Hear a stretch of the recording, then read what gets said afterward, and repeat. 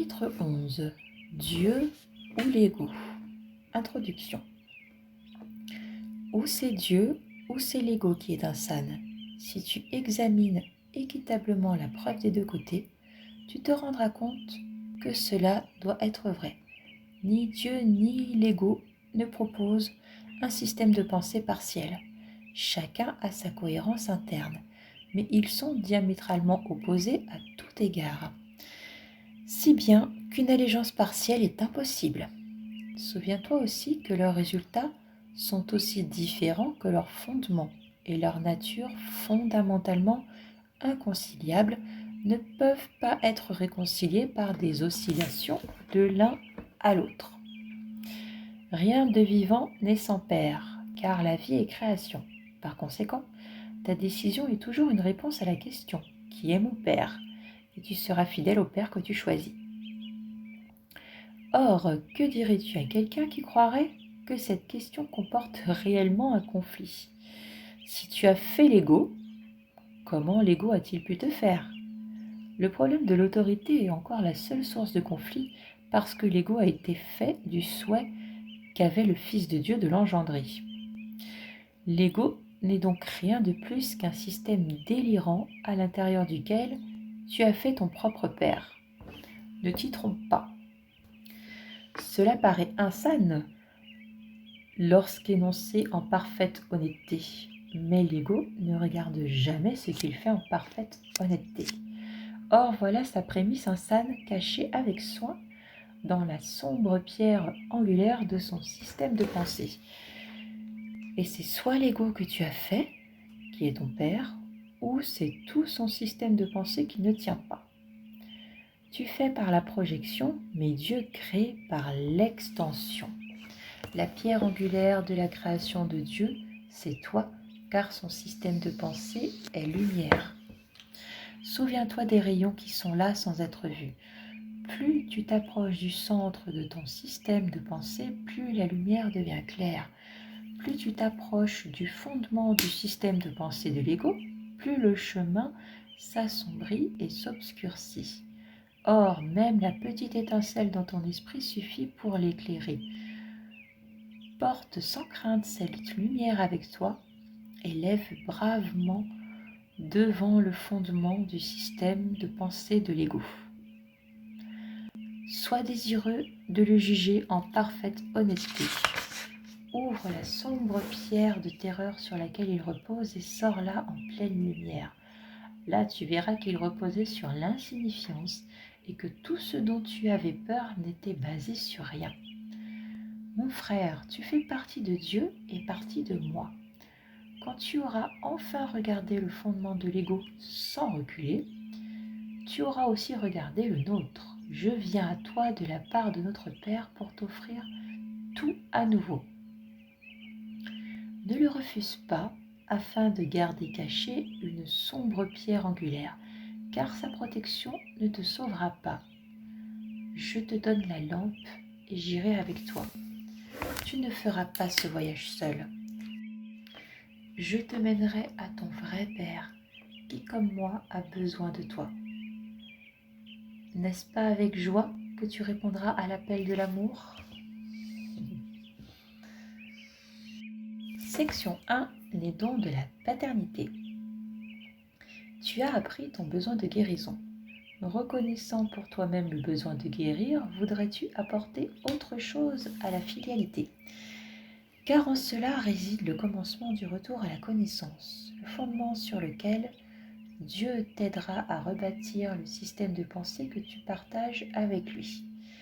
Il n'est pas une pierre que tu y poseras qui ne sera bénie par lui, car c'est la sainte demeure de son Fils que tu vas restaurer, où il veut que soit son Fils et où il est. Quelle que soit la partie où tu restaures cette réalité dans l'esprit du Fils de Dieu, tu la restaures en toi. Tu demeures dans l'esprit de Dieu avec ton frère, car Dieu lui-même n'avait pas pour volonté d'être seul. Être seul, c'est être séparé de l'infini. Mais comment est-ce possible si l'infini n'a pas de fin ? Nul ne peut être au-delà de l'illimité, parce que ce qui n'a pas de limite doit être partout. Il n'y a pas de commencement et pas de fin en Dieu, dont l'univers est lui-même. Peux-tu t'exclure toi-même de l'univers ou de Dieu qui est l'univers? Moi et le Père, nous sommes un avec toi, car tu fais partie de nous. Crois-tu réellement qu'une partie de Dieu puisse lui manquer ou être perdue pour lui? Si tu ne faisais pas partie de Dieu, sa volonté ne serait pas unifiée. Est-ce concevable? Se peut-il qu'une partie de son esprit ne contienne rien? Si personne d'autre que toi ne peut remplir ta place dans son esprit, et si le fait que tu la remplisses était ta création, sans toi, il y aurait une place vacante dans l'esprit de Dieu. L'extension ne peut pas être bloquée et elle ne comporte aucun vide. Elle continue à jamais, si fort qu'elle soit niée. Ton déni de sa réalité peut l'arrêter dans le temps, mais non dans l'éternité. C'est pourquoi tes créations n'ont pas cessé d'être étendues et pourquoi il y a tant qui attend ton retour. Attendre n'est possible que dans le temps, mais le temps n'a pas de signification. Toi qui as fait les retards, tu peux laisser le temps derrière toi en reconnaissant simplement que ni les commencements ni les fins n'ont été créés par l'Éternel, qui n'a imposé aucune limite ni à sa création, ni à ceux qui créent comme lui. Tu ne connais pas cela simplement parce que tu as tenté de limiter ce qu'il a créé, et tu crois ainsi que toute création est limitée. Comment donc, ayant nié l'infini, pourrais-tu connaître tes créations? Les lois de l'univers ne permettent pas de contradiction. Ce qui tient pour Dieu tient pour toi. Si tu crois que tu es absent de Dieu, tu croiras qu'il est absent de toi.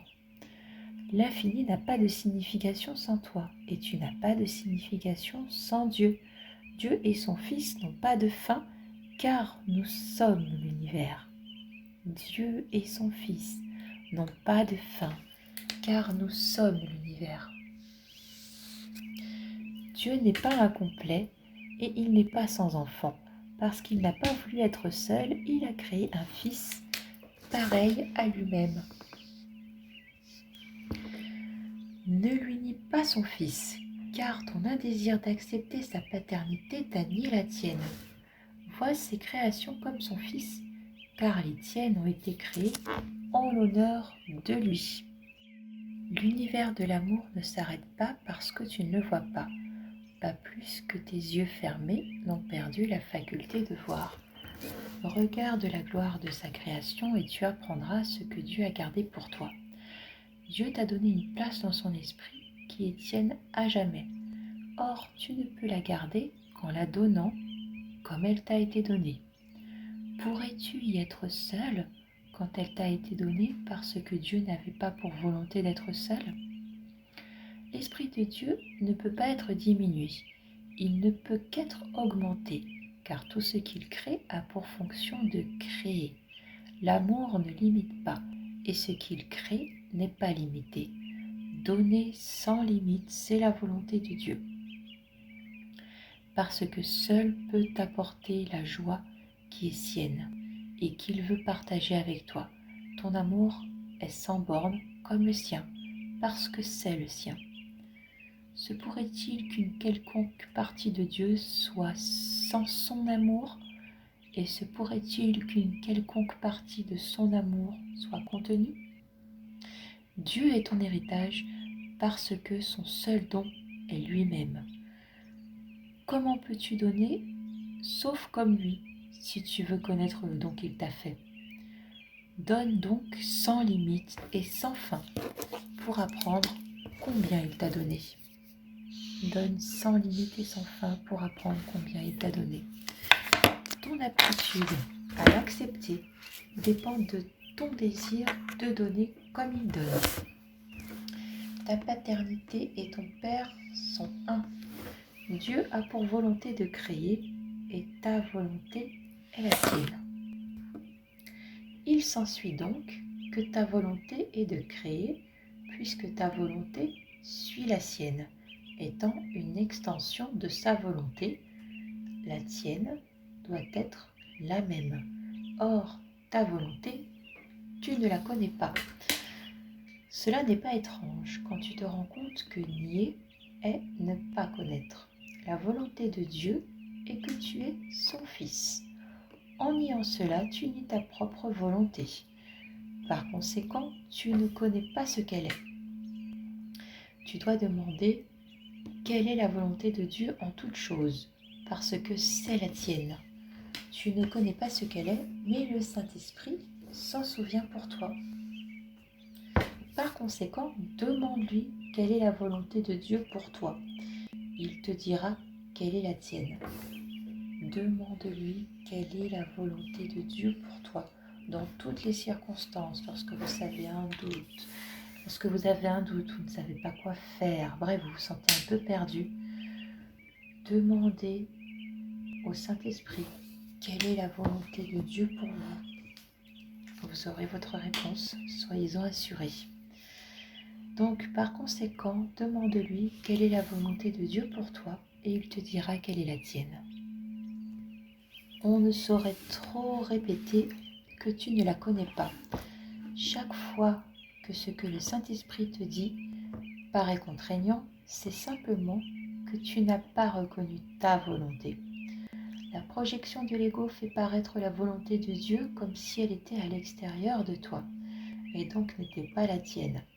Selon cette interprétation, il semble possible que la volonté de Dieu et la tienne soient en conflit. Il peut donc sembler que Dieu exige de toi ce que tu ne veux pas donner et te prive ainsi de ce que tu veux. Dieu, qui ne veut que ta volonté, serait-il capable de cela? Ta volonté est sa vie qu'il t'a donnée. Même dans le temps, tu ne peux pas vivre à part de lui. Le sommeil n'est pas la mort. Ce qu'il a créé peut dormir, mais ne peut pas mourir. L'immortalité est sa volonté pour son Fils, et la volonté de son Fils pour lui-même. Le Fils de Dieu ne peut pas avoir la mort comme volonté pour lui-même, parce que son Père est la vie, et son Fils est comme lui. La création est ta volonté, parce que c'est la mienne. Tu ne peux pas être heureux à moins de faire véritablement ta volonté. Et tu ne peux pas changer cela parce que c'est immuable. C'est immuable par la volonté de Dieu et la tienne, car autrement sa volonté ne serait pas étendue. Tu as peur de connaître la volonté de Dieu parce que tu crois que ce n'est pas la tienne. Cette croyance est toute ta maladie et toute ta peur. Chaque symptôme de maladie et de peur surgit là, parce que c'est cette croyance qui fait que tu veux ne pas connaître. Croyant cela, tu te caches dans les ténèbres en niant la lumière en toi. Il t'est demandé de faire confiance au Saint-Esprit seulement parce qu'il parle pour toi. Il est la voix pour Dieu, mais n'oublie jamais que Dieu n'avait pas pour volonté d'être seul. Il partage sa volonté avec toi. Il ne te l'impose pas. Souviens-toi toujours que ce qu'il donne, il le garde, si bien que rien de ce qu'il donne ne peut le contredire. Toi qui partages sa vie, tu dois la partager pour la connaître, car partager, c'est connaître. Béni sois-tu qui apprends qu'entendre la volonté de ton Père, c'est connaître la tienne, car ta volonté est d'être comme lui, dont la volonté est qu'il en soit ainsi. La volonté de Dieu est que son Fils soit un et uni avec lui dans son unité. C'est pourquoi guérir est le début de la reconnaissance que ta volonté est la sienne. Section 2. L'invitation à la guérison. Si la maladie est séparation, la décision de guérir et d'être guéri est le premier pas vers la reconnaissance de ce que tu veux véritablement. Chaque attaque est un pas qui t'en éloigne et chaque pensée de guérison t'en rapproche.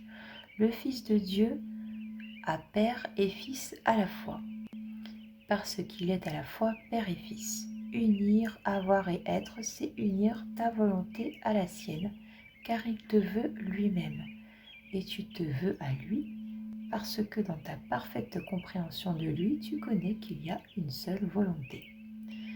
Or, quand tu attaques n'importe quelle partie de Dieu et de son royaume, ta compréhension n'est pas parfaite, et ce que tu veux réellement est donc perdu pour toi. Ainsi, la guérison devient une leçon de compréhension, et plus tu t'y exerces, meilleur tu deviens comme enseignant et comme apprenant. Si tu as nié la vérité, pourrais-tu avoir meilleur témoin de sa réalité que ceux qu'elle a guéris ? Mais sois sûr de te compter parmi eux, car ton désir de te joindre à eux dans ta guérison est accompli.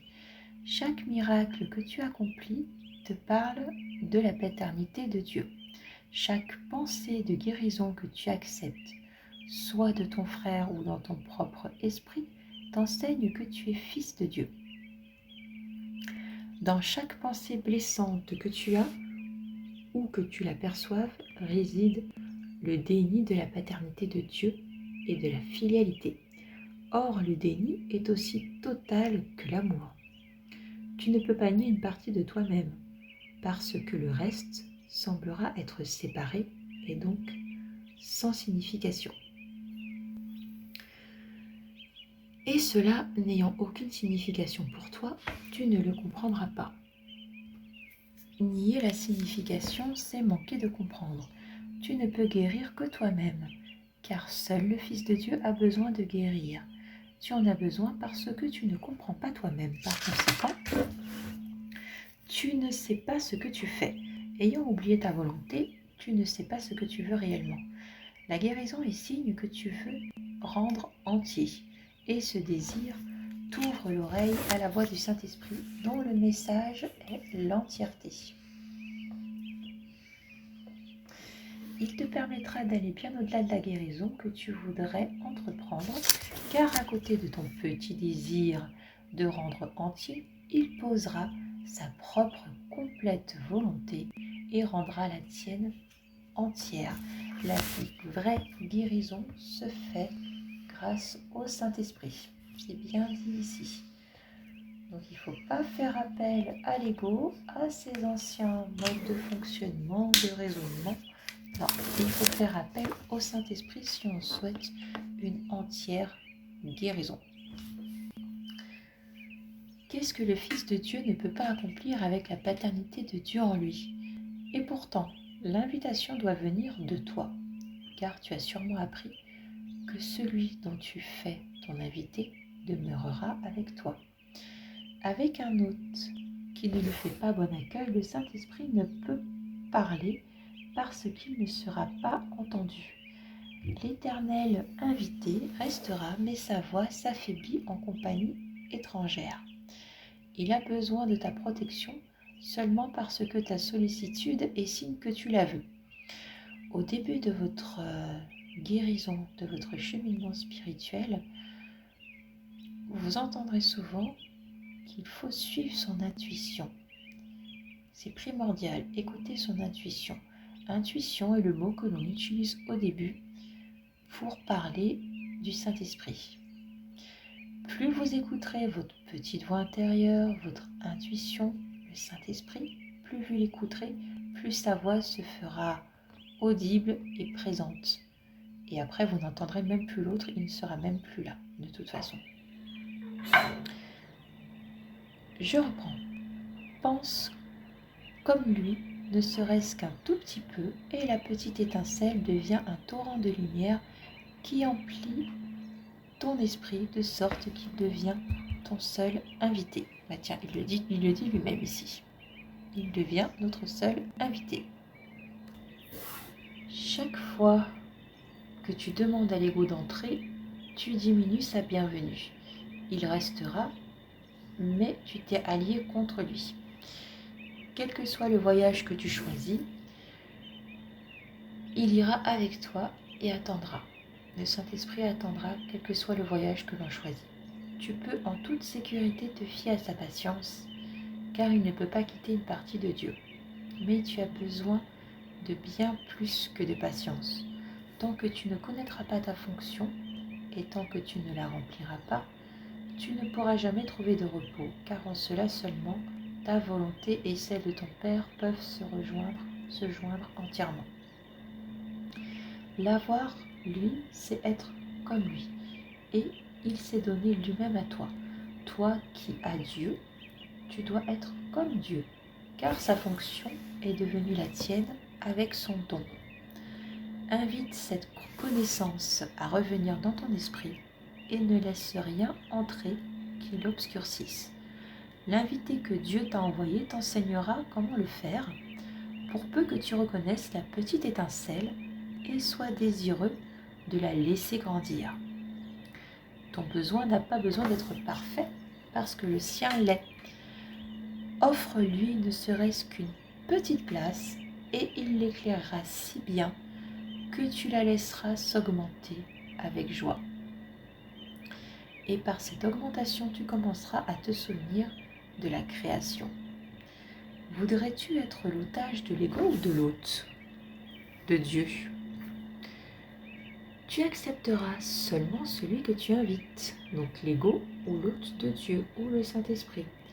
Tu es libre de déterminer qui sera ton invité et combien de temps il restera avec toi.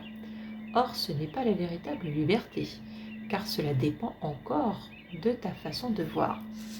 Le Saint-Esprit est là, bien qu'il ne puisse t'aider sans ton invitation.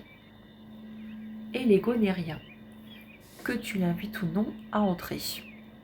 La véritable liberté dépend de l'accueil que tu fais à la réalité. Hors de tes invités, seul le Saint-Esprit est réel. Connais donc qui demeure avec toi en reconnaissant simplement ce qui est déjà là et ne te satisfais pas de consolateur imaginaire, car le consolateur de Dieu est en toi. Section 3. Des ténèbres à la lumière. Quand tu es lasse, souviens-toi que tu t'es blessé toi-même.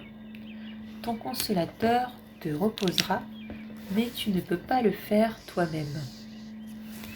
Tu ne sais pas comment, car autrement, jamais tu n'aurais pu te lasser. À moins de te blesser toi-même, tu ne pourrais jamais souffrir en aucune manière, car ce n'est pas la volonté de Dieu pour son Fils. La douleur n'est pas de lui, car il ne connaît pas l'attaque, et sa paix t'entoure en silence. Dieu est toute quiétude, car il n'y a pas de conflit en lui. Le conflit est la racine de tous les maux, car étant aveugle, il ne voit pas qui il attaque. Or, c'est toujours le Fils de Dieu qui l'attaque, et tu es le Fils de Dieu. Le Fils de Dieu a certes besoin de consolation, mais il ne sait pas ce qu'il fait, croyant que sa volonté n'est pas la sienne, croyant que sa volonté n'est pas la volonté de Dieu. Le royaume est à lui, et pourtant il erre sans demeure. Chez lui, en Dieu, il est seul, et parmi tous ses frères, il est sans amis. Dieu permettrait-il que cela soit réel, alors que lui-même n'avait pas pour volonté d'être seul? Et si ta volonté est la sienne, ce ne peut pas être vrai de toi, parce que ce n'est pas vrai de lui. Ô mon enfant, si tu connaissais ce que Dieu veut pour toi, ta joie serait complète. Et ce qu'il veut est arrivé, car cela a toujours été vrai. Ce qu'il veut pour nous est déjà là, ça a toujours été vrai, ça a toujours été là. Quand la lumière vient et que tu as dit « La volonté de Dieu est la mienne », tu verras une telle beauté que tu connaîtras qu'elle n'est pas de toi. La volonté de Dieu est la mienne. La volonté de Dieu est mienne. Dans ta joie, tu créeras la beauté en son nom, car ta joie ne saurait pas plus être soutenue que la sienne. Ce morne petit monde s'évanouira dans le néant, et ton cœur sera si plein de joie qu'il bondira jusqu'au ciel et jusqu'en présence de Dieu. Je ne puis te dire à quoi cela ressemblera, car ton cœur n'est pas prêt.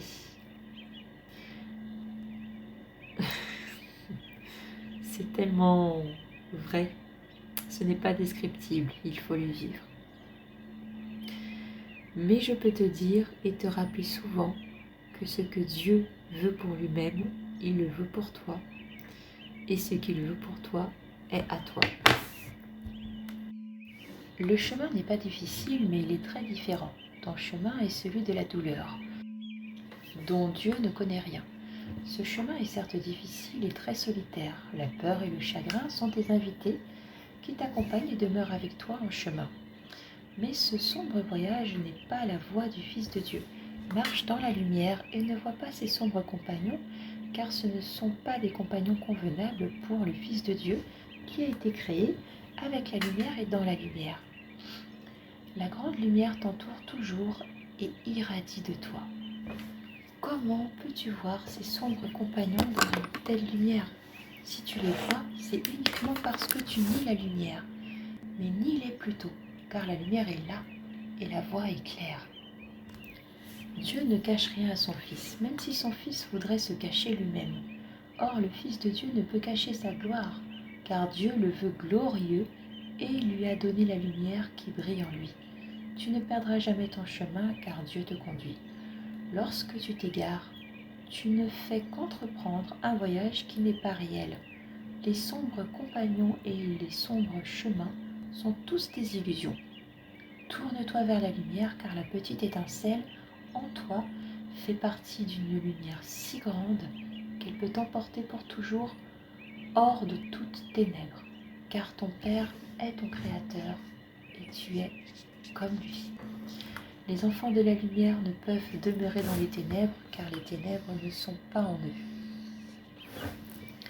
Ne te laisse pas tromper par les sombres consolateurs et ne les laisse jamais entrer dans l'esprit du Fils de Dieu, car ils n'ont pas leur place dans son temple.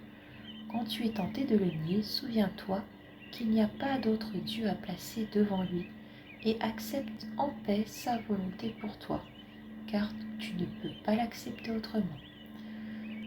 Seul peut te consoler le consolateur de Dieu. Dans la quiétude de son temple, il attend de te donner la paix qui est à toi. Donne sa paix pour pouvoir entrer dans le royaume et la donner là qui t'attend, et la trouver là qui t'attend. Mais sois saint en la présence de Dieu, ou tu ne connaîtras pas que tu es là. Car ce qui n'est pas comme Dieu ne peut entrer dans son esprit, parce que ce n'était pas sa pensée. Par conséquent, cela ne lui appartient pas. Et ton esprit doit être aussi pur que le sien si tu veux connaître ce qui t'appartient. Garde son temple soigneusement, car Dieu lui-même y habite et demeure en paix. Tu ne peux pas entrer en présence de Dieu avec les sombres compagnons à tes côtés. Mais tu ne peux pas non plus entrer seul. Tous tes frères doivent entrer avec toi, car tant que tu ne les as pas acceptés, tu ne peux pas entrer, car tu ne peux pas comprendre l'entièreté à moins d'être entier. Et nulle partie du Fils ne peut être exclue s'il veut connaître l'entièreté de son Père. Dans ton esprit, tu peux accepter la fidélité tout entière et la bénir avec la lumière que ton Père lui a donnée. Alors tu seras digne d'habiter avec lui dans le temple, parce que c'est ta volonté de ne pas être seul. Dieu a béni son Fils à jamais. Si tu le bénis dans le temps, tu es dans l'éternité. Le temps ne peut pas te séparer de Dieu si tu l'utilises au nom de l'Éternel. Section 4. L'héritage du Fils de Dieu. N'oublie jamais que la fidélité est ton salut, car la fidélité est ton soi. En tant que création de Dieu, il est à toi, et parce qu'il t'appartient, il est à lui. Ton soi n'a point besoin de salut, mais ton esprit a besoin d'apprendre ce qu'est le salut. Tu n'es pas sauvé de quoi que ce soit, mais tu es sauvé pour la gloire. La gloire est ton héritage, à toi donné par ton Créateur, afin que tu puisses l'étendre. Or, si tu es une partie de ton soi, donc si tu es H-A-I-S, toute ta compréhension est perdue parce que tu regardes sans amour ce que Dieu a créé pour toi. Donc si tu as une partie de ton soi, toute ta compréhension est perdue parce que tu regardes sans amour ce que Dieu a créé pour toi. Et puisque ce qu'il a créé fait partie de lui, tu lui mis sa place en son propre autel. Pourrais-tu essayer de rendre Dieu sans demeure et connaître que tu es chez toi? Le Fils peut-il nier le Père sans croire que le Père l'a nié? Les lois de Dieu ne tiennent que pour ta protection et elles ne tiennent jamais en vain. Ce que tu éprouves quand tu unis ton Père est encore pour ta protection, car le pouvoir de ta volonté ne peut pas être diminué sans l'intervention de Dieu contre lui. Or, toute limitation de ton pouvoir n'est pas la volonté de Dieu. Par conséquent, tourne-toi uniquement vers le pouvoir que Dieu t'a donné pour te sauver, en te souvenant qu'il est à toi, parce qu'il est à lui, et joins-toi à tes frères dans sa paix. Ta paix réside dans son illimitation. Limite la paix que tu partages et ton soi doit être inconnu. Chaque autel à Dieu fait partie de toi, parce que la lumière qu'il a créée ne fait qu'un avec lui. Voudrais-tu couper un frère de la lumière qui est en toi? Tu ne le ferais pas si tu te rendais compte que tu ne peux enténébrer que ton propre esprit. Comme tu ramènes ton frère, ainsi toi-même tu retourneras. Telle est la loi de Dieu pour la protection de l'entièreté de son Fils. Toi seul peux te priver de quoi que ce soit. Ne t'oppose pas à cette prise de conscience car c'est véritablement le commencement des premières lueurs. Toi seul peux te priver de quoi que ce soit. Souviens-toi aussi que le déni de ce simple fait prend de nombreuses formes, et ces formes, tu dois apprendre à les reconnaître et à t'y opposer fermement sans exception. C'est une étape cruciale dans le nouveau réveil. Les phases initiales de ce renversement sont souvent assez douloureuses car lorsque le blâme est retiré du dehors, il y a une forte tendance à le nourrir au dedans. Il est difficile au début de se rendre compte que c'est exactement la même chose, car il n'y a aucune distinction entre le dedans et le dehors. Si tes frères font partie de toi et que tu les blâmes de tes privations, tu te blâmes toi-même. Et tu ne peux pas te blâmer toi-même sans les blâmer. C'est pourquoi le blâme doit être défait et non vu ailleurs. Fais-toi le porter et tu ne peux pas te connaître, car il n'y a que l'ego qui blâme. Le blâme de soi est donc une identification à l'ego et c'est autant une défense de l'ego que de blâmer les autres. C'est ce que je vous disais tout à l'heure, ne faites pas porter aux autres la responsabilité de votre mal-être.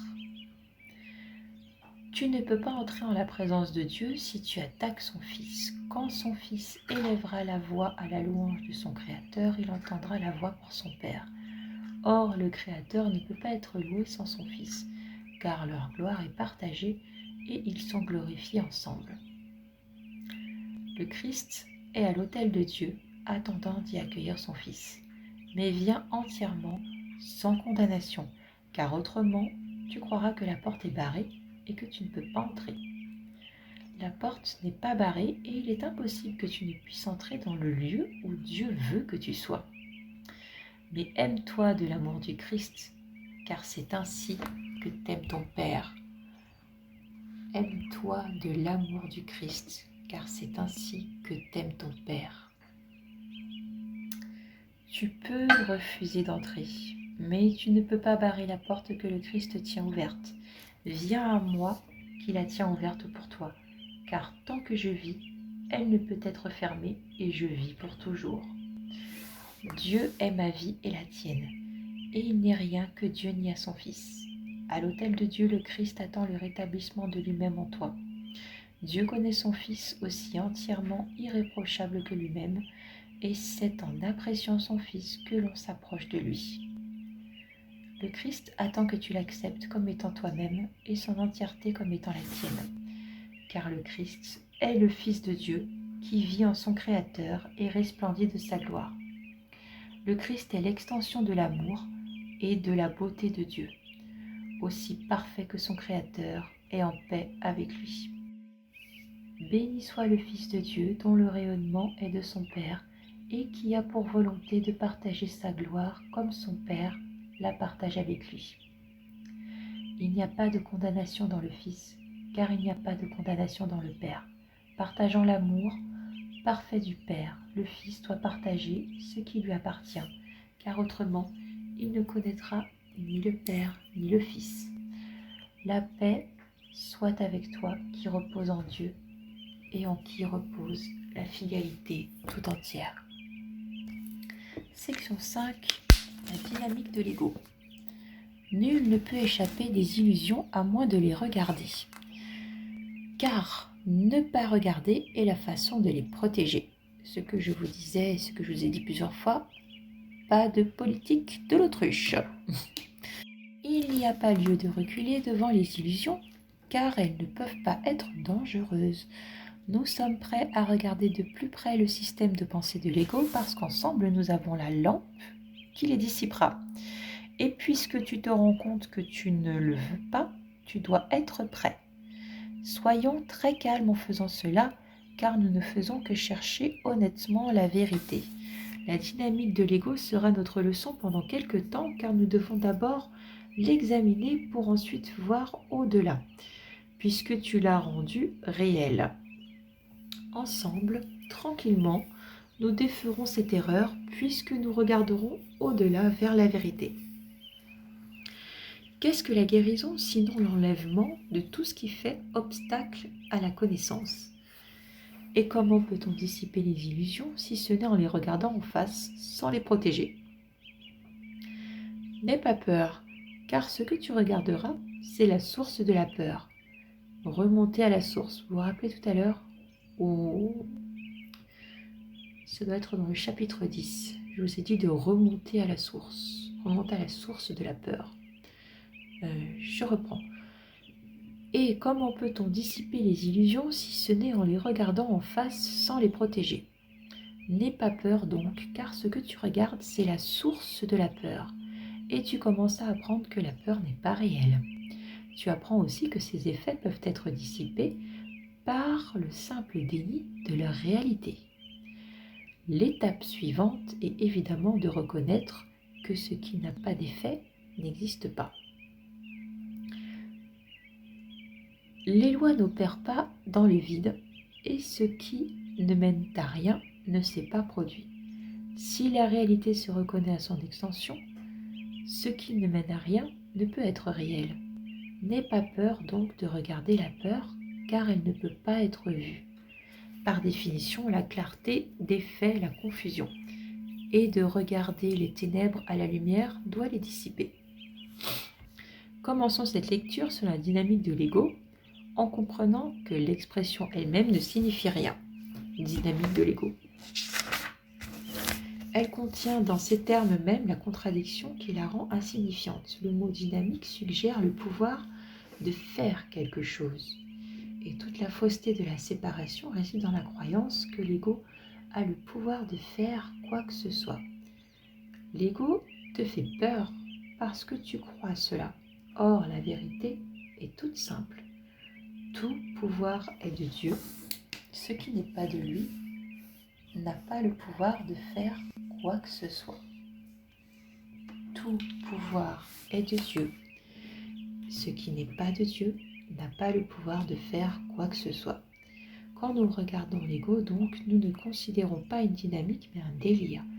Tu peux sûrement observer sans crainte un système délirant, car il ne peut avoir d'effet si sa source n'est pas réelle. Il devient encore plus évident que la peur est inappropriée si tu reconnais le but de l'ego, qui est si clairement insensé que tout effort fait en son nom est nécessairement dépensé pour rien. Le but de l'ego est très explicitement sa propre autonomie. Depuis le commencement donc, son but c'est d'être séparé, se suffisant à lui-même et indépendant de tout pouvoir autre que le sien. Voilà pourquoi il est le symbole de la séparation.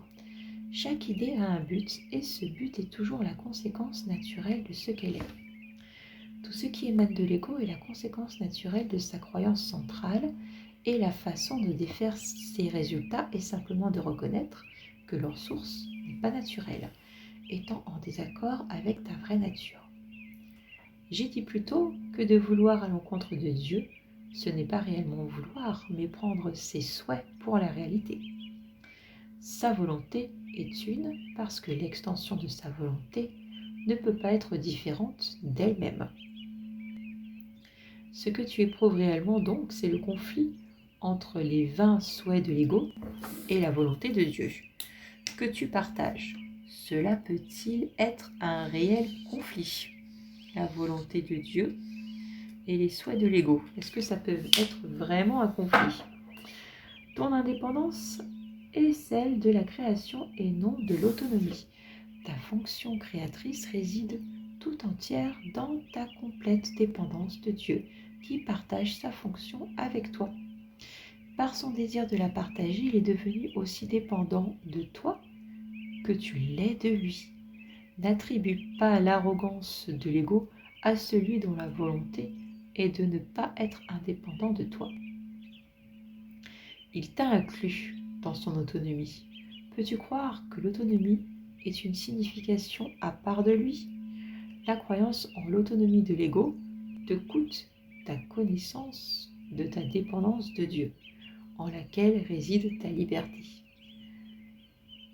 La croyance en l'autonomie de l'ego te coûte ta connaissance de la dépendance de Dieu, en laquelle réside ta liberté.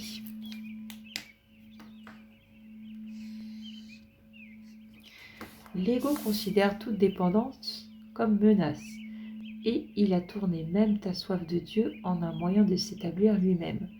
Mais ne te laisse pas tromper par son interprétation de ton conflit. L'ego attaque toujours au nom de la séparation. Croyant avoir le pouvoir de le faire, il ne peut rien faire d'autre, parce que son but d'autonomie n'est rien d'autre. Dans sa confusion, l'ego ne sait rien de la réalité, mais il ne perd pas de vue son but. Il est bien plus vigilant que toi, parce qu'il est parfaitement certain de son but. Ta confusion vient du fait que tu ne reconnais pas le tien. Tu dois reconnaître que la dernière chose que souhaite l'ego, c'est que tu te rendes compte que tu as peur de lui. Car si l'ego pouvait susciter la peur, cela diminuerait ton indépendance et affaiblirait ton pouvoir. Or, sa seule prétention à ton allégeance est le pouvoir qu'il peut te donner. Sans cette croyance, tu ne l'écouterais pas du tout. Comment donc son existence peut-elle continuer si tu te rends compte qu'en l'acceptant, tu te rapetisses et tu te prives toi-même de pouvoir? L'ego peut te permettre, et de fait, il te permet de considérer toi-même hautain, incroyant, le cœur léger, distant, sans émotion profonde, endurci, indifférent et même désespéré, mais pas réellement apeuré. Minimiser la peur, mais sans la défaire, c'est pour l'ego un effort constant. Et c'est certes un talent où il met beaucoup d'ingéniosité. Comment peut-il prêcher la séparation sans la soutenir au moyen de la peur? Et l'écouterais-tu si tu reconnaissais que c'est ce qu'il fait? Ce qui menace l'ego d'une manière fondamentale, c'est donc que tu reconnaisses que quoi que ce soit qui semble te séparer de Dieu n'est que la peur, quelque forme qu'elle prenne, et peu importe la façon dont l'ego voudrait que tu en fasses l'expérience. Son rêve d'autonomie est ébranlé jusque dans ses fondements par cette prise de conscience, car bien que tu puisses admettre une fausse idée d'indépendance, tu n'accepteras pas le coup de la peur si tu le reconnais. Or, tel est le coup, et l'ego ne peut pas le minimiser. Si tu passes sur l'amour, c'est sur toi-même que tu passes, et tu dois craindre l'irréalité parce que tu t'es nié toi-même. En croyant avoir réussi à attaquer la vérité, tu crois que l'attaque a un pouvoir. C'est donc de toi, tout simplement, que tu t'es mis à avoir peur, et nul ne veut trouver ce qu'il croit capable de le détruire. Donc, pour faire un petit résumé, ce que nous coûte la peur, c'est l'illusion de la séparation d'avec Dieu. Et c'est justement ce dont l'ego ne souhaite pas que nous prenions conscience, parce que la peur vient de l'ego. Donc, car bien que tu puisses admettre une fausse idée d'indépendance, tu n'accepteras pas le coup de la peur si tu le reconnais. Or, tel est le coup et l'ego ne peut pas le minimiser. Si tu passes pas sur l'amour, c'est sur toi que tu passes. Et tu dois craindre l'irréalité parce que tu t'es nié toi-même. En croyant avoir réussi à attaquer la vérité, tu crois que l'attaque a un pouvoir. C'est donc de toi tout simplement que tu t'es mis à avoir peur. Et nul ne veut trouver ce qu'il croit capable de détruire. Si le but d'autonomie de l'ego pouvait s'accomplir, cela pourrait faire échouer le but de Dieu, ce qui est impossible. C'est seulement en apprenant ce qu'est la peur que tu pourras enfin apprendre à distinguer le possible de l'impossible et le faux du vrai. Selon l'enseignement de l'ego, son but peut être accompli et le but de Dieu ne peut pas l'être. Selon l'enseignement du Saint-Esprit, seul le but de Dieu peut être accompli et il est déjà accompli. Dieu est aussi dépendant de toi que tu l'es de lui, parce que son autonomie englobe la tienne. Par conséquent, elle est incomplète sans elle. Tu ne peux établir ton autonomie qu'en t'identifiant à lui et en remplissant ta fonction telle qu'elle existe en vérité. L'ego croit que le bonheur est d'accomplir son but. Mais il t'est donné de connaître que la fonction de Dieu est la tienne, et le bonheur ne peut pas se trouver à part de votre volonté conjointe. Reconnais seulement que le seul but de l'ego que tu as poursuivi si diligemment ne t'a apporté que la peur, et il devient difficile de maintenir que la peur est le bonheur. Soutenu par la peur, c'est ce que l'ego voudrait que tu crois. Or, le Fils de Dieu n'est pas un sane, et il ne peut pas le croire. Qu'il le reconnaisse seulement, et il l'acceptera. Car seuls ceux qui sont insanes choisiraient la peur à la place de l'amour, et seuls ceux qui sont insanes pourraient croire que l'amour peut être gagné par l'attaque. Mais ceux qui sont saints d'esprit se rendent compte que seule l'attaque pourrait produire la peur dont l'amour de Dieu les protège complètement. L'ego analyse, le Saint-Esprit accepte. Apprécier l'entièreté, cela ne peut venir que de l'acceptation, car analyser signifie décomposer ou séparer du reste. Il est clair que tenter de comprendre la totalité en la décomposant, c'est l'approche typiquement contradictoire que l'ego utilise en tout. L'ego croit que le pouvoir, la compréhension et la vérité résident dans la séparation. Et pour établir cette croyance, il doit attaquer. Inconscient que la croyance ne peut pas être établie et obsédé par la conviction que la séparation est le salut. L'ego attaque tout ce qu'il perçoit en le décomposant en petites parties déconnectées sans relation signifiante entre elles et par conséquent sans signification. L'ego substituera toujours le chaos à la signification, car si la séparation est le salut, l'harmonie est une menace. Les interprétations que donne l'ego des lois de la perception sont et doivent être l'exact opposé de celles du Saint-Esprit.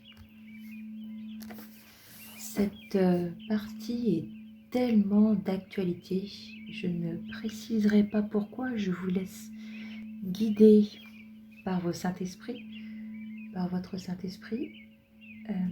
Fermez simplement les yeux et laissez-vous imprégner par ces paroles de Jésus là, dans cette partie.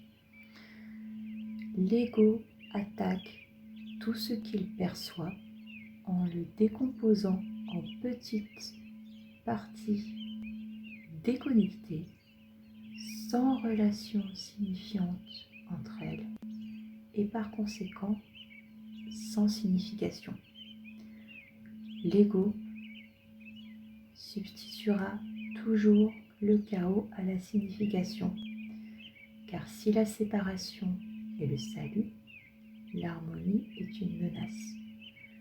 Avoir une vision d'unité, une vision globale est une menace pour l'ego. Je reprends ma lecture. Les interprétations que donne l'ego des lois de la perception sont et doivent être l'exact opposé de celles du Saint-Esprit. l'ego se concentre sur l'erreur et passe sur la vérité. Il se rend réel chaque erreur, il rend réel chaque erreur qu'il perçoit et par un raisonnement circulaire caractéristique, il en arrive à la conclusion qu'à cause de l'erreur, une vérité constante doit être insignifiante. L'étape suivante donc est évidente. Si une vérité constante ne signifie rien, l'inconstance doit être vraie. Gardant clairement l'erreur à l'esprit et protégeant ce qui a rendu réel, l'ego passe à l'étape suivante dans son système de pensée. L'erreur est réelle et la vérité est une erreur. L'ego n'essaie même pas de comprendre cela et il est clair que c'est incompréhensible. Mais l'ego essaie très fort de le démontrer et il fait cela constamment. Analysant pour attaquer la signification, l'ego réussit à passer par-dessus et ce qui lui reste est une série de perceptions fragmentées qui l'unifient en sa faveur. Cela devient donc l'univers qu'il perçoit. Et c'est cet univers, en retour, qui devient la démonstration de sa propre réalité. Ne sous-estime pas l'attrait des démonstrations de l'ego sur ceux qui veulent bien l'écouter. Une perception sélective choisit soigneusement ses témoins, et ces témoins sont conséquents. À ceux qui sont insanes, les arguments en faveur de l'insanité paraissent solides, évidemment, car le raisonnement finit à son commencement et aucun système de pensée ne transcende sa source. Mais un raisonnement qui ne signifie rien ne peut rien démontrer, et ceux qui sont convaincus par ce raisonnement doivent s'illusionner. L'ego peut-il enseigner véritablement quand il passe sur la vérité? Peut-il percevoir ce qu'il a nié? Ses témoins attestent son déni, mais guère ce qu'il a nié. L'ego regarde le Père en face et ne le voit pas, car il a nié son Fils. Voudrais-tu, toi, te souvenir du Père? Accepte son Fils et tu te souviendras de lui. Rien ne peut démontrer que son Fils est indigne, car rien ne peut prouver qu'un mensonge est vrai. Ce que tu vois de son Fils par les yeux de l'ego est une démonstration de ce que son Fils n'existe pas. Or, où est le Fils, le Père doit être. Accepte ce que Dieu ne nie pas, et cela te démontrera sa propre vérité. Les témoins de Dieu se tiennent dans sa lumière et contemplent ce qu'il a créé. Leur silence est signe qu'ils ont contemplé le Fils de Dieu, et en la présence du Christ, il n'est besoin de démontrer, car le Christ leur parle de lui-même et de son Père. Leur silence est signe qu'ils ont contemplé le Fils de Dieu. Et en la présence du Christ, il n'est rien qu'il ait besoin de démontrer, car le Christ leur parle de lui-même et de son Père. Ils sont si silencieux parce que le Christ leur parle, et ce sont ces paroles qu'ils prononcent. Chaque frère que tu rencontres devient un témoin du Christ ou de l'ego selon ce que tu perçois en lui. Chacun te convainc de ce que tu veux percevoir et de la réalité du royaume que tu as choisi pour ta vigilance.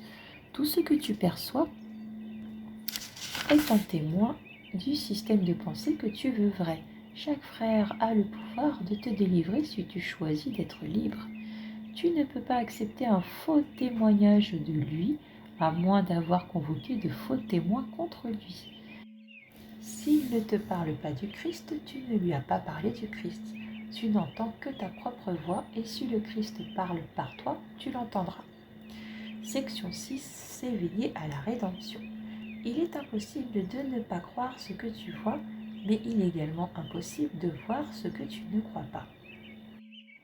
Les perceptions sont construites sur les bases de l'expérience, et l'expérience mène aux croyances. C'est seulement une fois que les croyances sont fixées que les perceptions se stabilisent.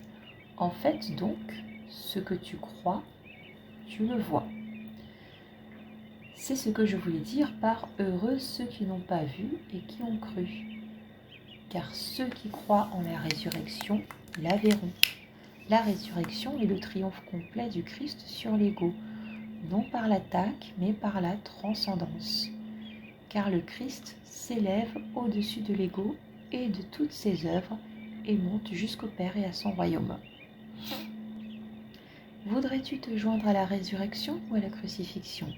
Voudrais-tu condamner tes frères ou les libérer? Voudrais-tu transcender la prison et monter vers le Père? Ces questions sont toutes les mêmes et elles trouvent leur réponse ensemble. Il y a eu beaucoup de confusion quant à ce que signifie la perception, car le mot est utilisé à la fois pour la prise de conscience et pour son interprétation. Or, tu ne peux pas être conscient sans interpréter, car ce que tu perçois est ton interprétation. Ce cours est parfaitement clair. Si tu ne le vois pas clairement, c'est parce que ton interprétation va à son encontre, et par conséquent, tu ne le crois pas, puisque la croyance détermine la perception.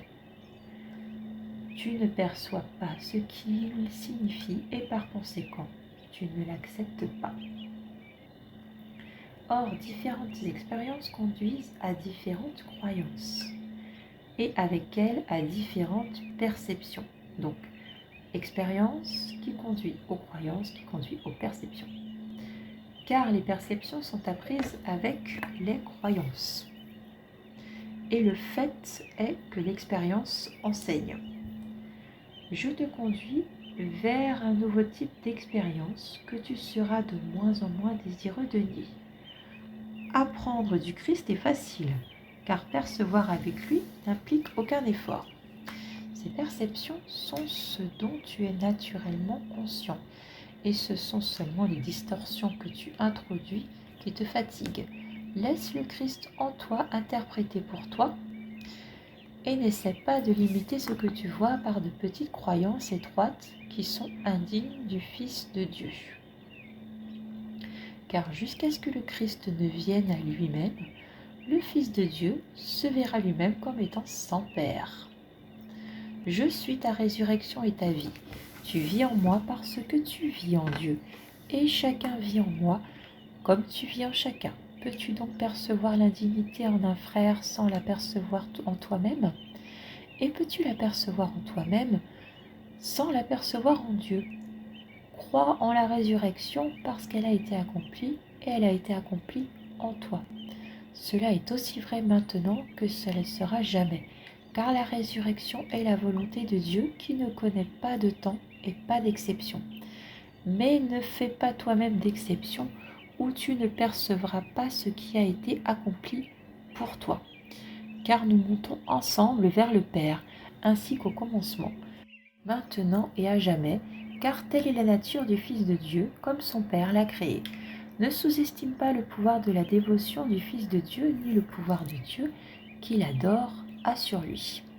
Car il se place lui-même à l'autel de son Dieu, que ce soit le Dieu qui l'a fait ou le Dieu qui l'a créé. Voilà pourquoi son esclavage est aussi complet que sa liberté, car il n'obéira qu'au Dieu qu'il accepte. Le Dieu de la crucifixion exige qu'il crucifie, et ses adorateurs obéissent en son nom, ils se crucifient eux-mêmes, croyant que le pouvoir du Fils de Dieu est né du sacrifice et de la douleur.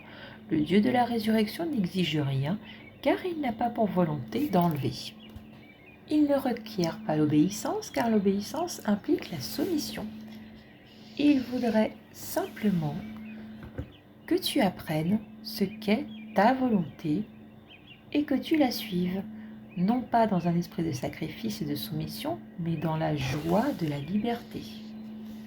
La résurrection doit gagner ton allégeance dans la joie, parce qu'elle est le symbole de la joie. Toute sa puissance irrésistible tient au fait qu'elle représente ce que tu veux être.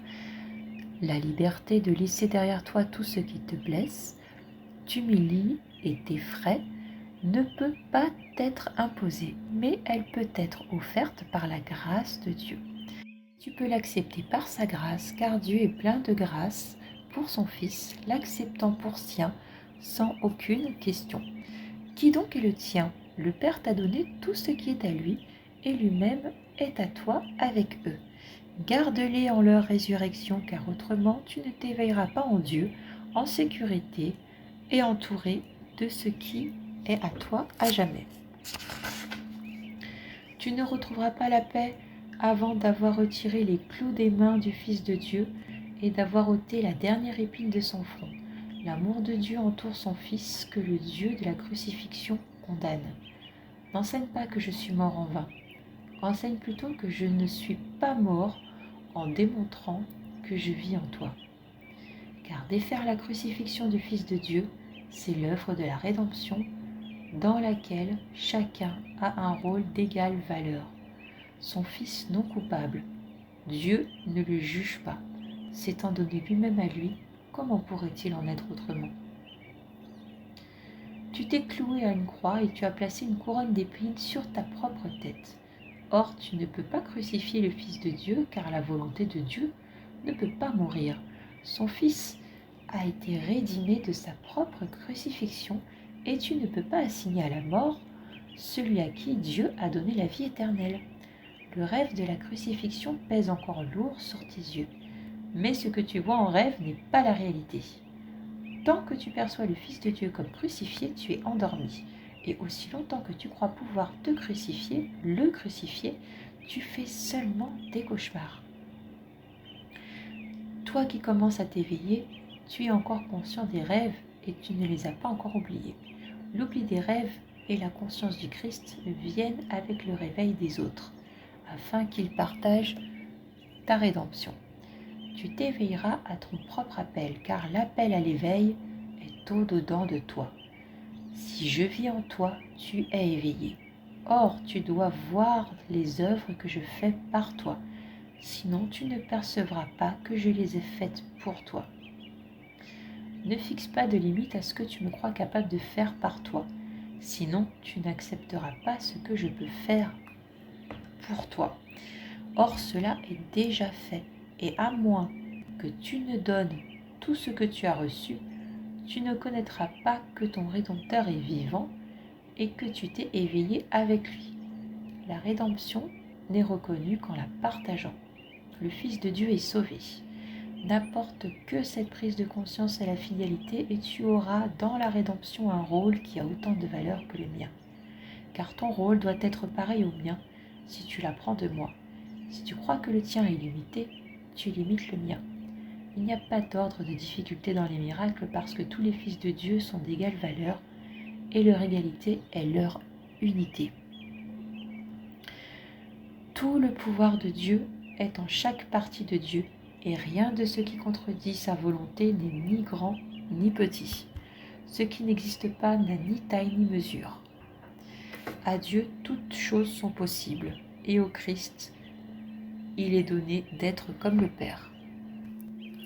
Le monde tel qu'il... Section 7. La condition de la réalité. Le monde tel que tu le perçois ne peut pas avoir été créé par le Père, car le monde n'est pas tel que tu le vois. Dieu n'a créé que l'éternel et tout ce que tu vois est périssable. Par conséquent, il doit y avoir un autre monde que tu ne vois pas. La Bible parle d'un nouveau ciel et d'une nouvelle terre. Or, cela ne peut pas être littéralement vrai, car les éternels ne sont pas recréés. Percevoir à nouveau, c'est simplement percevoir de nouveau, ce qui implique qu'avant ou dans l'entretemps, tu ne percevais pas du tout. Quel est donc le monde qui attend la perception quand tu le verras? Chaque pensée aimante que le Fils de Dieu a jamais eue est éternelle. Les pensées aimantes que son esprit perçoit dans ce monde sont la seule réalité du monde. Ce sont encore des perceptions parce qu'il croit encore qu'il est séparé. Or, elles sont éternelles parce qu'elles sont aimantes. Et étant aimantes, elles sont comme le Père et par conséquent ne peuvent pas mourir. De fait, le monde réel peut être perçu. Tout ce qui est nécessaire, c'est le désir de ne voir rien d'autre. Le désir de ne voir rien d'autre que l'amour. Car si tu perçois à la fois le bien et le mal, tu acceptes à la fois le faux et le vrai, sans faire entre eux de distinction. Il se peut que l'ego voit du bien, mais jamais rien que du bien. Voilà pourquoi ces perceptions sont si variables. Il ne rejette pas la bonté entièrement, car cela tu ne pourrais pas l'accepter, mais il ajoute toujours quelque chose qui n'est pas réel au réel, confondant ainsi l'illusion et la réalité. Car les perceptions ne peuvent pas être partiellement vraies. Si tu crois en la vérité et en l'illusion, tu ne peux pas dire laquelle est vraie. Pour établir ton autonomie personnelle, tu as essayé de créer différemment de ton père, croyant que ce que tu as fait était capable d'être différent de lui. Or, tout ce qui est vrai est pareil à lui. De ne percevoir que le monde réel te conduira au ciel réel, parce que cela te rendra capable de comprendre. La perception de la bonté n'est pas la connaissance, mais le déni de l'opposé de la bonté te permet de reconnaître une condition dans laquelle il n'existe pas d'opposé. Et cela est la condition de la connaissance. Sans cette prise de conscience, tu ne remplis pas ces conditions. Donc il faut d'abord accepter le fait qu'il n'y a rien d'autre que l'amour, rien d'autre que la bonté, même si c'est simplement une perception au départ. Sans cette prise de conscience, tu ne remplis pas ces conditions et tant que tu ne le fais pas, tu ne connais pas qu'elle t'appartient déjà. Tu as fait de nombreuses idées que tu as placées entre toi et ton Créateur et ces croyances sont le monde tel que tu le perçois. La vérité n'est pas absente ici, mais elle est obscure. Tu ne connais pas la différence entre ce que tu as fait et ce que Dieu a créé. Ainsi, tu ne connais pas la différence entre ce que tu as fait et ce que tu as créé. Croire que tu peux percevoir le monde réel, c'est croire que tu peux te connaître toi-même. Tu peux connaître Dieu parce que sa volonté est d'être connu. Le monde réel est tout ce que le Saint-Esprit a sauvé pour toi de ce que tu as fait. Et le salut est de ne percevoir que cela, parce que c'est reconnaître que la réalité est uniquement ce qui est vrai. Section 8. Le problème et la réponse. Ce cours est très simple. Tu penses peut-être que tu n'as pas besoin d'un cours qui enseigne. En définitive, que seule la réalité est vraie. Mais le crois-tu ? Quand tu percevras le monde réel, tu connaîtras que tu ne le croyais pas. Or, la rapidité avec laquelle ta nouvelle et seule perception réelle sera traduite en connaissance ne te laissera qu'un instant pour te rendre compte que cela seul est vrai. Et alors, tout ce que tu as fait sera oublié, le bon et le mauvais, le faux et le vrai. Car quand le ciel et la terre deviendront un, même le monde réel disparaîtra de ta vue. La fin du monde n'est pas sa destruction, mais sa traduction en ciel. La réinterprétation du monde est le transfert de toute perception en connaissance. La Bible te dit de devenir comme les petits-enfants. Les petits-enfants reconnaissent qu'ils ne comprennent pas ce qu'ils perçoivent, ainsi ils demandent ce que cela signifie. Ne fais pas l'erreur de croire que tu comprends ce que tu perçois, car sa signification est perdue pour toi. Or, le Saint-Esprit en a sauvé la signification pour toi, et si tu le laisses l'interpréter, il te rendra ce que tu as jeté. Mais tant que tu penses en connaître la signification, tu ne verras pas le besoin de lui demander. Tu ne connais pas la signification de quoi que ce soit que tu perçois. Il n'est pas une de tes pensées qui soit entièrement vraie. Reconnaître cela, c'est pour toi un solide début. Tu n'as pas été mal guidé, tu n'as pas accepté de guide du tout. Ton grand besoin est d'être instruit en perception, car tu ne comprends rien.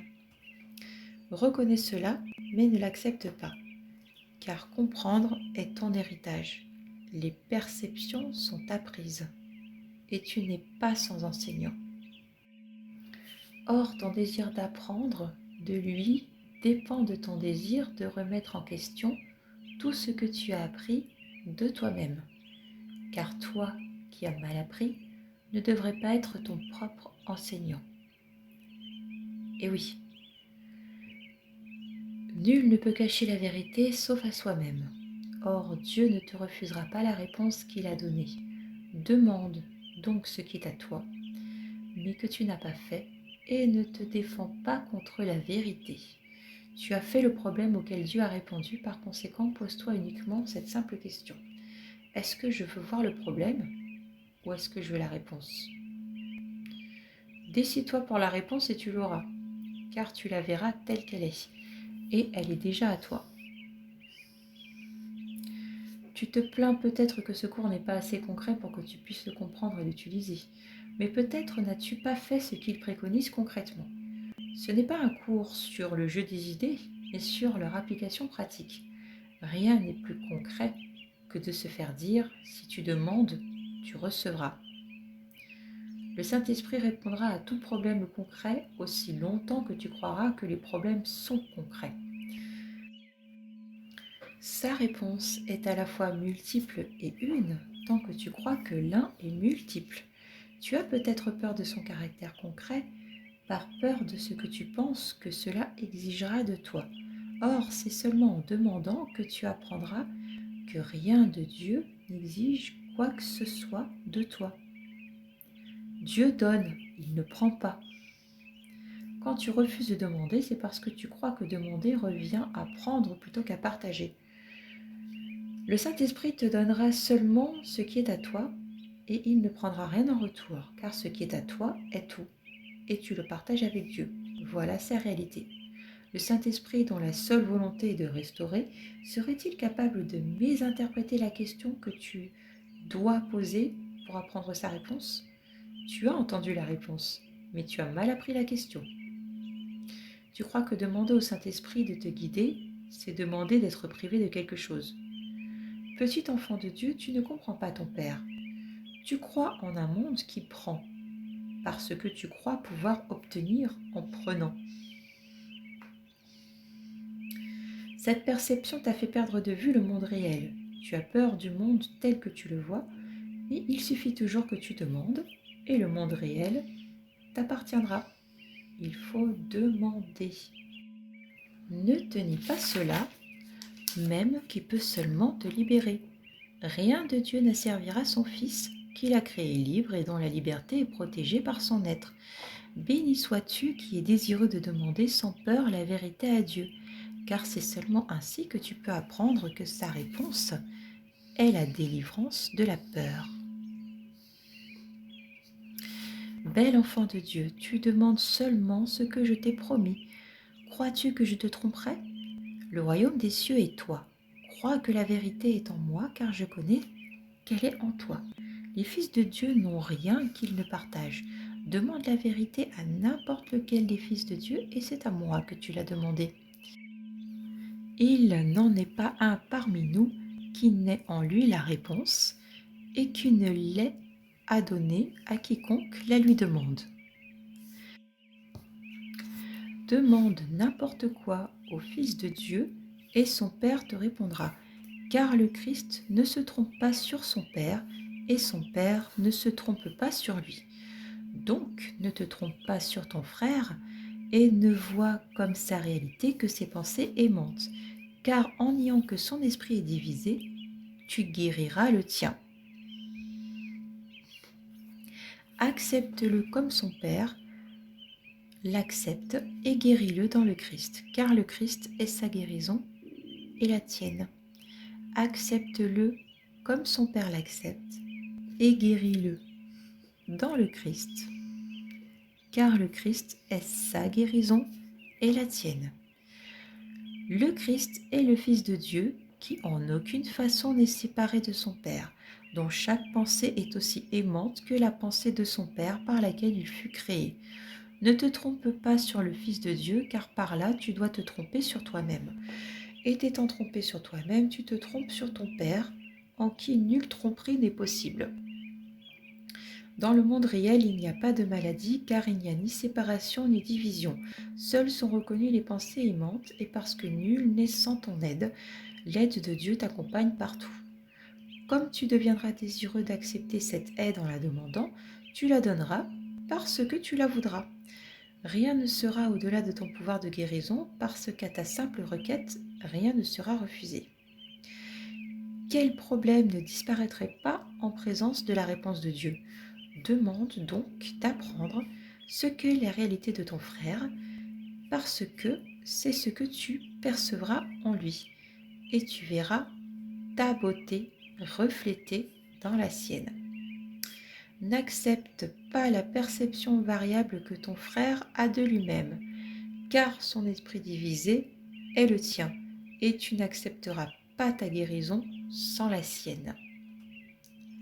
Donc n'accepte pas la perception variable que ton frère a de lui-même, car tel que tu le vois, tu te vois. Car vous demandez le monde réel comme vous partagez le ciel, et sa guérison est la tienne. T'aimer toi-même, c'est te guérir toi-même. T'aimer toi-même, c'est te guérir toi-même. Et tu ne peux pas percevoir une partie de toi-même comme malade et atteindre ton but. Frères, nous guérissons ensemble comme nous vivons ensemble et nous aimons ensemble. Ne te trompe pas sur le Fils de Dieu, car il est un avec lui-même et un avec son Père. Aime-le qui est aimé de son Père, et tu apprendras ce qu'est l'amour que le Père a pour toi. Si tu perçois une offense en un frère, arrache l'offense de ton esprit, car c'est par le Christ que tu es offensé, et c'est sur lui que tu te trompes. Guéris dans le Christ, et ne sois pas offensé par lui, car il n'y a pas d'offense en lui. Si ce que tu perçois t'offense, tu es offensé en toi-même, et tu condamnes le Fils de Dieu, que Dieu ne condamne pas.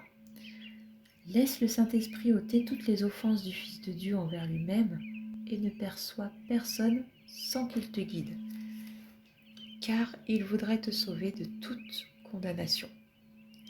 Accepte son pouvoir guérisseur et utilise-le pour tous ceux qu'il t'envoie, car il veut guérir le Fils de Dieu, sur qui il ne trompe pas, percevoir tout le monde comme le Fils de Dieu et saisir chaque occasion de guérir. Les autres, non, je vais en rester là. Je vais encore m'étendre et j'ai déjà abordé ces sujets dans les chapitres précédents. Les enfants perçoivent des fantômes effrayants, des monstres et des dragons, et ils sont terrifiés. Or, s'ils demandent à quelqu'un en qui ils ont confiance la signification de ce qu'ils perçoivent, et s'ils sont désireux de lâcher prise de leurs propres interprétations en faveur de la réalité, leur peur disparaît avec elle.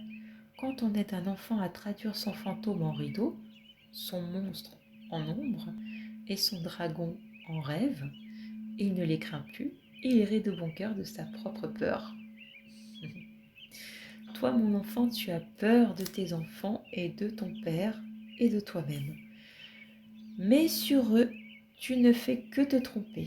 Demande ce qu'ils sont à l'enseignant de la réalité et en entendant sa réponse, tu riras toi-même de tes peurs et tu les remplaceras par la paix.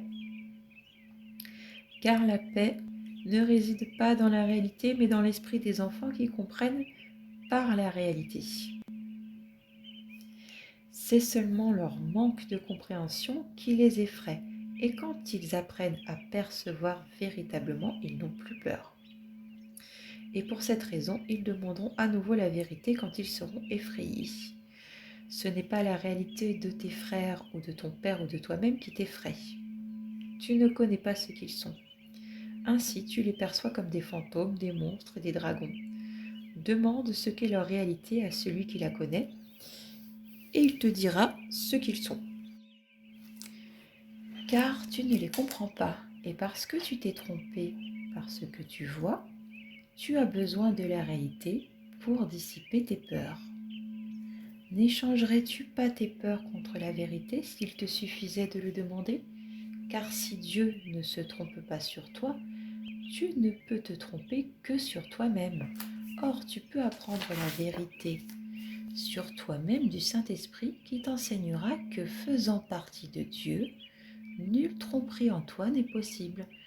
Quand tu te percevras toi-même sans tromperie, tu accepteras le monde réel à la place du faux que tu as fait. d'abord se percevoir soi-même sans tromperie.